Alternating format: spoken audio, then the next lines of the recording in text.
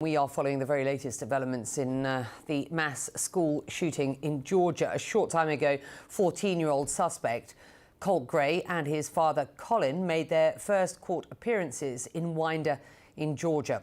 Now, Colt Gray is charged with 4 counts of felony murder. Investigators say he killed 4 people and injured 9 others at his high school using an AR-style rifle. He will be tried as an adult. And authorities allege Colin Gray provided Colt with the AR-style rifle used in Wednesday's mass shooting.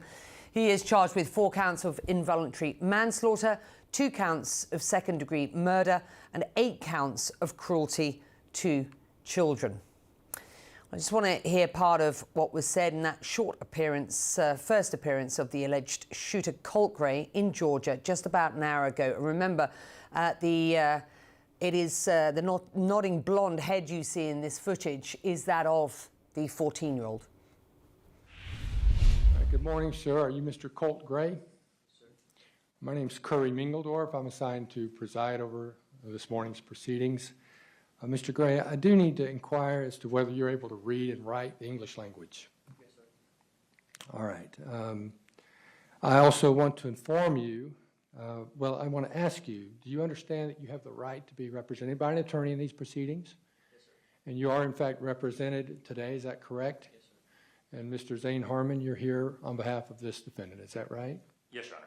All right. And you understand that you have the right to be continuously represented throughout this proceeding, and if you cannot afford to hire counsel, then this court is obligated under the Constitution to provide counsel for you without cost to you. All right, I am going to inform you of a few other matters, and I'm not going to ask you anything, just inform you. So one is, I want to make sure that you are aware that you have the right to remain silent. You don't have to say anything at all. And it's important to understand that because anything you might say could be used against you at further proceedings associated with your case.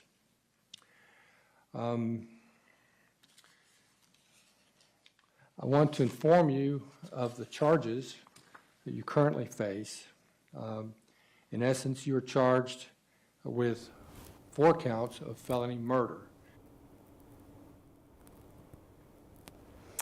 Well, joining me now is CNN senior law enforcement analyst Charles Ramsey and our senior national security analyst Juliet Kayyem. Juliet, Charles, let me just start with you. We've heard in court the charges.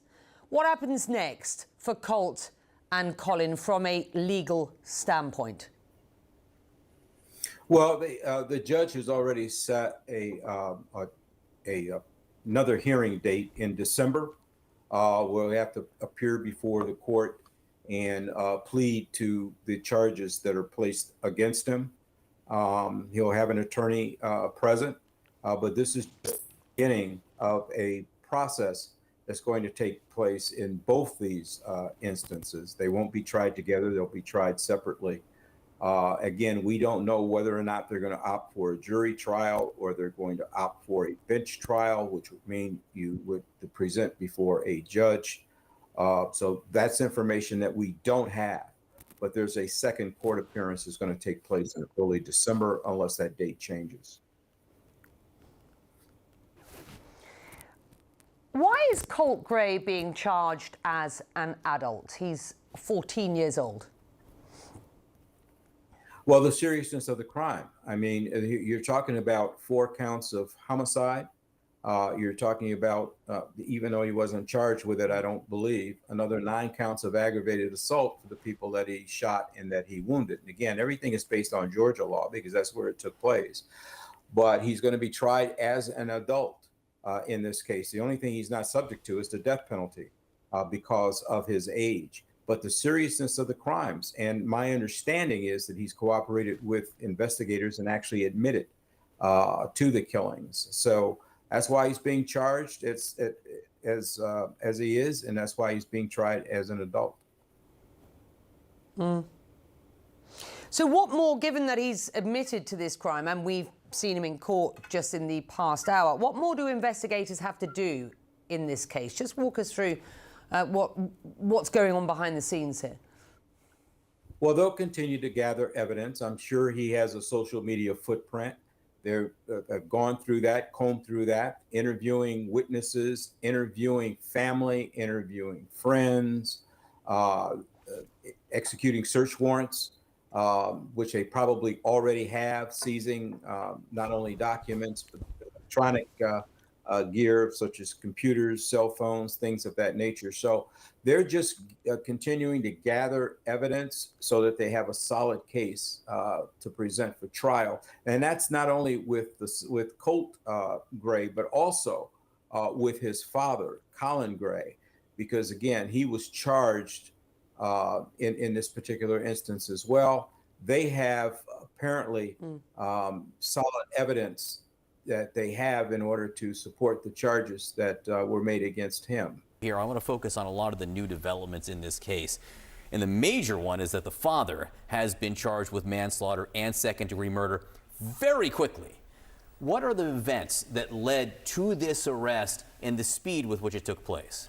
Probably three key things. First, there was the fact that his son, once taken into custody as the shooter, began talking to police. They say voluntarily. They say after being Mirandized, you have the right to remain silent, and has been cooperating throughout.